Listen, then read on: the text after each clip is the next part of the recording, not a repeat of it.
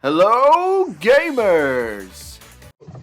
Welcome to the new video for today, where I will be going over my personal top 15 most wanted characters for the upcoming Multiversus game. I am very excited for this. I don't know how I can really express it, so I'm just not going to. How about that? We'll just jump into my top 15 most wanted, and before I do, feel free to play along down in the comments. If you want to tell me your top 3, top 5, top 10, top a million? Okay, maybe not a million, but if you want to play along in the comments, leave a couple of your most wanted characters. And, well, let's get started, shall we? Coming in at number 15, we have Ben 15. Ben 15, no. We got Ben 10. There we go. That's much better. Who's Ben 15? No, Ben 10 kicking off the list at number 15.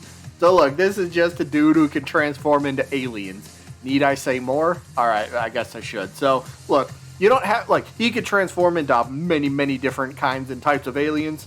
But for this game, maybe he doesn't need to transform into every single one that he can. Maybe you only use 2 or 3 or 4 different types of aliens. And then each of those aliens could be only utilized for specific attacks. You know, one for recovery, one for special attacks, one for neutral attacks, whatever it might be. So it just makes him very unique, and it really separates this guy from anybody else that might be on the playable roster. Number 14, we have Neo from The Matrix. Like I said, go crazy with who you want. If it's a Warner Brothers property, they're on the table. The reveal trailer last week literally said anybody's possible, right? So, okay, so let me just put this into your brains for a second. Could you imagine having Neo in this game, and he's voiced by Keanu Reeves, and maybe just for funsies, maybe it doesn't work for his character, but it's still Keanu Reeves, right? But maybe for one of his taunts, right? Just for fun, we could get his taunt from E3 from a couple years ago. I know that was from Cyberpunk. I'm not here to talk about Cyberpunk, but we could get him saying his iconic, "You're breathtaking." I mean, that would just be a cool taunt, wouldn't it? Again, I know that's not technically Neo, that was just Keanu being himself, but still. Just Neo. How about The Matrix? Regardless, right? I think ability-wise, what if he's able to, slow down time or whatever? I don't know. Ability-wise, he could add quite a bit to this game. Number 13, we are going to go with Morty from Rick and Morty.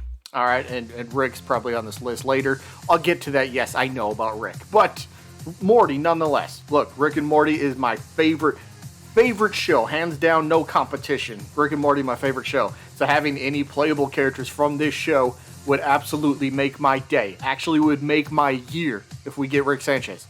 Yes, I know. We'll get to that in a second. But look, just as possible moveset, sci-fi gadgets, Mr. Meeseeks. I'm Mr. Meeseeks, look at me! Or whatever else they want to cram into Multiversus for a playable character, I will take without any complaints. Please. As much Rick and Morty as I can take. The Animaniacs.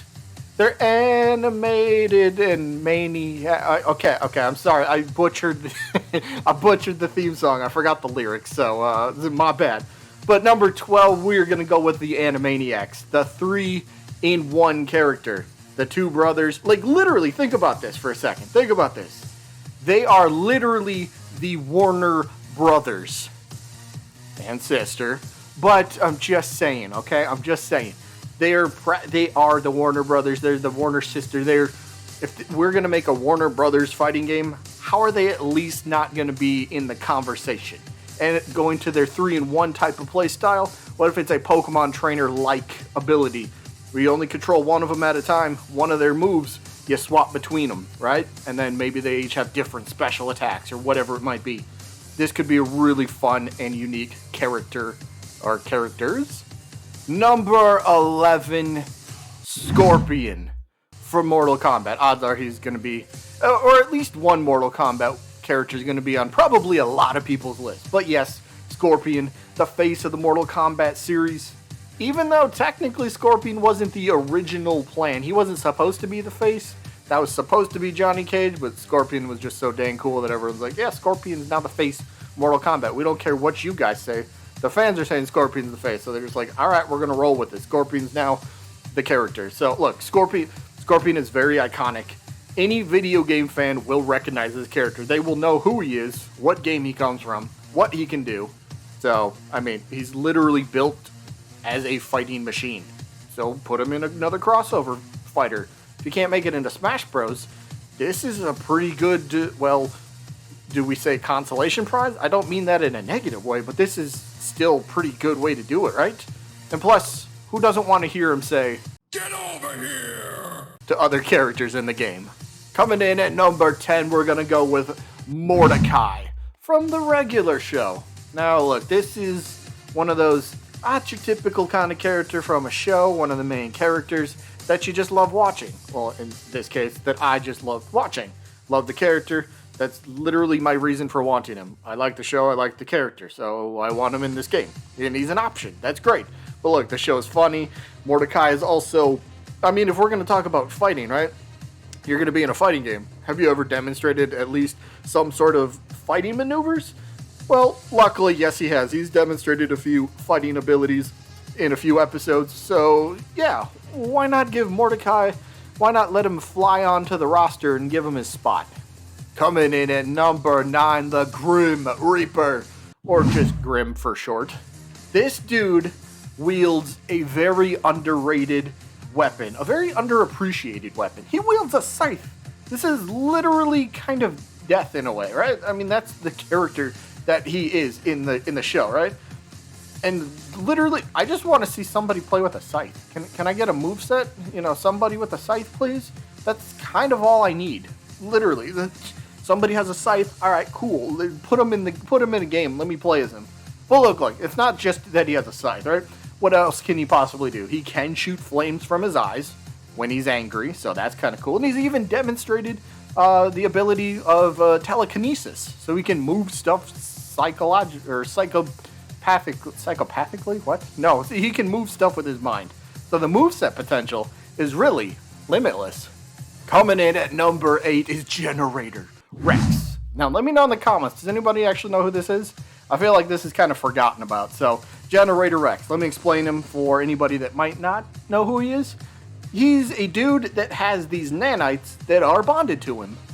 Okay, that's not really much information. That doesn't help many people. So, let me put it in different words. He basically has these nanites that kind of form into anything. Or dare I say, that can generate. Get it? Because Generator Rex, and he can generate, either way, bad joke. Either way, he could generate these different types of machines for different capabilities. So he could use some for offensive maneuvers, some for defensive maneuvers, or, you know, maybe even mobility. You know, throw on, I think he used like something with like jet engines or something like that for up special for recovery, getting back to the stage. There's a lot of potential here for different machines to get involved for the moveset.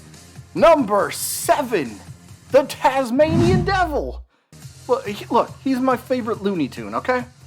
And I guess I didn't really write it. I didn't really write any other reason for him. Yeah, this is awkward. Okay, what does Tasmanian Devil do? He spins really fast, so I guess he's a Crash Bandicoot clone. Smash Bros. Humor. Everybody that spins is a ripoff of somebody else. Yeah, either way, Tasmanian Devil I think would be fantastic. Maybe he's not the number 1 choice. Maybe Daffy Duck makes more sense. But since it's my personal wants, Tasmanian Devil comes first. Number 6, King Kong himself. Now, this might be... No, he's definitely more realistic chance of happening than Godzilla, who may be on the list a little bit later on. But either way, this is, again, personal want list. I'm kind of setting aside of, all right, maybe third-party characters might not happen, but who cares? Either way, King Kong. Look, King Kong would be an incredible brute force. He's got the strength to just thrash everybody on the battlefield. So he could be a slower, very powerful character, does a lot of damage. You know, he's kind of a little bit of a tank. It's going to take a little bit of, or quite a bit to, KO him because of his weight and, you know, how big he would be. So, and plus, could you imagine for a second a stage from, say, the Monsterverse where some of the other monsters are in the background of the stage and they're fighting each other. Wouldn't that be awesome? Getting like King Ghidorah in the background fighting and, well, actually, I guess that makes more sense for a Godzilla stage, but still, that's a cool idea for a stage. Alright, so I don't know exactly who would own this one. I don't know if WB owns this, but either way, what about somebody from the Lego franchise? Because they make the movies, so maybe there's a chance a Lego character. So I'm going to go with Lego, the Ninjago series. I'm going to go Cole. Again, we talked about a scythe earlier. Look, Cole, he wields a scythe. Do I need to say more? I already explained that earlier, but yes, he wields a scythe. He's also mastered the art of spin jitsu. If you know what spin jitsu is, then you know what it is. If you don't, it's a magical ability. Yeah, yeah, that helped. Number 4, Aaron Black. Alright, some call him a John Marston knockoff, alright? But I call him my main character in Mortal Kombat. Yes, I'm a Aaron Black main in the Mortal Kombat games. Now look, a character that he comes from a fighting game that has fighting experience. I love that. If you can already have the moveset ready to go, maybe tweak things here or there a little bit, sure, I'm all for it. But like, I'll put it like this. I would love to see a main of mine from a separate game get put into another fighting game. Let's see if they still remain my main in this new game. Either way, Aaron Black, the gunslinger, come on, that's awesome. Number 3 is gonna be Godzilla. Now, I kind of briefly mentioned him a little bit, so look, I know WB doesn't own Godzilla, but they kind of have a good relationship with Toho, I forget how you pronounce it somehow, but they have a good relationship with the people that do own him, right? So if third-party characters are possible, I don't know if it gets any bigger, literally, than Godzilla himself. Yes, I'm fine with him being shrunken down, but still being one of the bigger characters. I mean, how long did the Smash Bros. Community go on with Ridley's too big, but then Ridley ended up making it into the game and he was like just fine. So yeah, I think you can do the same thing with Godzilla essentially. Number 2 is a underrated superhero in my opinion, Static Shock. Oh, this is my number 2 most wanted character. This is a superhero he's got electrical abilities. He could fire out bolts of lightning and zap his opponents. He flies around on the earth. Well, at least does he do it? Well, he does fly around on like a manhole cover, so he can hover and kind of fly through the air. It's really cool. He's got a lot of really cool abilities. And truthfully, this was one of my main shows that I watched when I was younger. Absolutely loved it. Would not miss an episode. I have tons of fond memories of this show and this character. So I guess you could chalk this one up to being a little nostalgic in a way, but still would love to see him duke it out on the battlefield. And that leads us to number 1, which is going to be Rick Sanchez. Yes, okay, I know about the images that are out there. I know. But until we get the official reveal of him, he's going to be my number 1 most wanted. And then once he's revealed, well, Static Shock moves up to my number 1 most wanted. But look, I know about the images that have been making the rounds, okay? But again, until he's officially revealed, he's going to stick at number 1. So there we go. There's my top 15. Let me know what you guys thought of my list. And don't say I forgot somebody, because no, I didn't, because it's personal. But yeah, let me know what your guys' top 3 or whatever most wanted characters are.